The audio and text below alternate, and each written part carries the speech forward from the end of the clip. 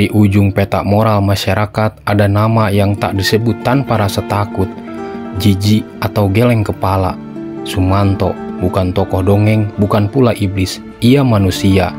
Namun dalam sejarah kita yang terlalu cepat menghakimi dan terlalu lambat memahami, Sumanto telah dijadikan simbol tentang kegilaan, tentang kebengisan, tentang ketidakwarasan yang dipersonifikasi. Kata-kata hari ini Pak Sumanto. Dipuji tidak terbang, dikasih duit, makasih bang. Tapi mari kita tanya dalam hati, benarkah ia satu-satunya yang gila, atau kita semua hanya waras dalam diam, menunggu giliran? Lahir di Purbalingga, Sumanto bukan dibesarkan oleh kemewahan atau pendidikan tinggi. Ia adalah anak kampung biasa, tumbuh dari tanah yang keras, dari kemiskinan yang tak memilih siapa korbannya. Ia hidup di tengah lingkungan yang lebih mempercayai dukun ketimbang dokter, lebih mendengar bisikan gaib daripada suara logika. Dan dari reruntuhan harapan itu, perlahan logika Sumanto pun ikut luruh. Apa yang membuat seseorang berpikir bahwa memakan daging manusia bisa mendatangkan kekuatan? Itu bukan pertanyaan tentang moral, itu pertanyaan tentang kesepian, tentang kehampaan hidup yang membuat manusia mulai memakan apapun, bahkan sesamanya. Sing arep nggo mubang, tak masak disit ya bolo.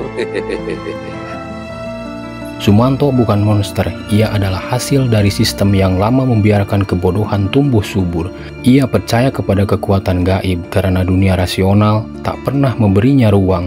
Ia mendengar bisikan yang katanya akan membuatnya sakti, karena tidak ada suara manusia yang pernah benar-benar mendengarkannya. Dan lalu terjadilah tragedi itu. Ia menggali kubur, mencuri mayat, dan memakannya. Satu tindakan yang membuat seluruh negeri menatapnya sebagai horor hidup. Tapi yang luput kita tanyakan adalah, apa yang lebih mengerikan? Tindakan itu sendiri atau kenyataan bahwa kita hidup di masyarakat yang bisa menciptakan Sumanto, lalu berpura-pura tak tahu dari mana ia berasal? Setelah ditangkap dan dihukum, Sumanto tidak mati. Ia tetap hidup, dan disinilah letak kisahnya menjadi filsafat kelam.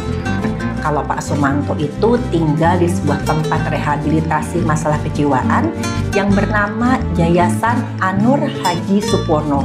Pak Sumanto sudah tinggal di Yayasan Anur selama kurang lebih 19 tahun. Karena ia tidak mati, ia menjadi simbol ketakutan kolektif kita akan kegagalan sistem. Ia dijadikan legenda urban, horor pop, meme internet, bahkan lelucon murahan. Padahal yang ia butuhkan bukanlah tertawaan, melainkan pemahaman.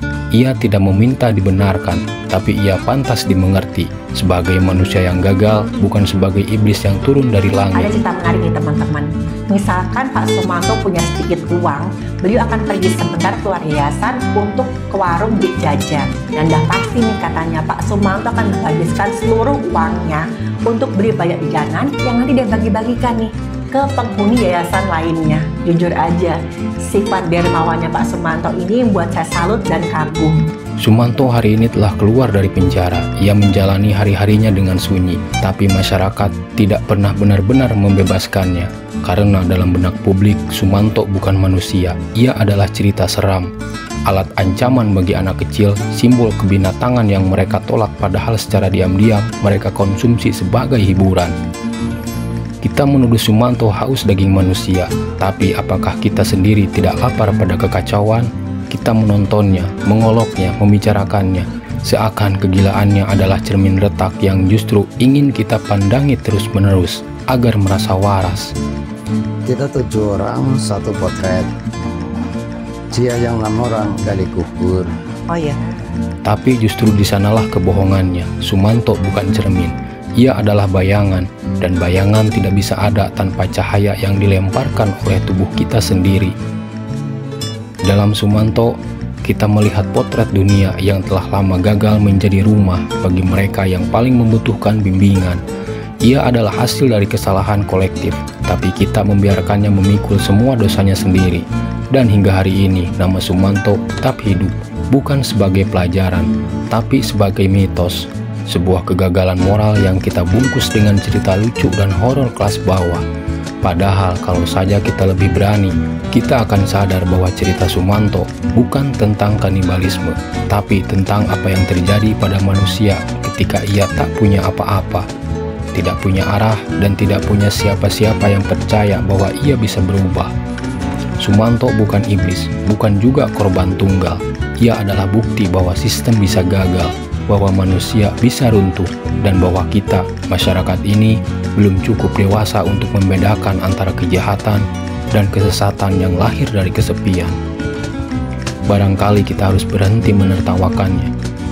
Barangkali kita harus mulai menanyakan, siapa Sumanto berikutnya yang sedang tumbuh dalam diam. Dan seperti kata Pak Sumanto, semoga kita semua sehat selalu. Mudah-mudahan sehat selalu kawan-kawan.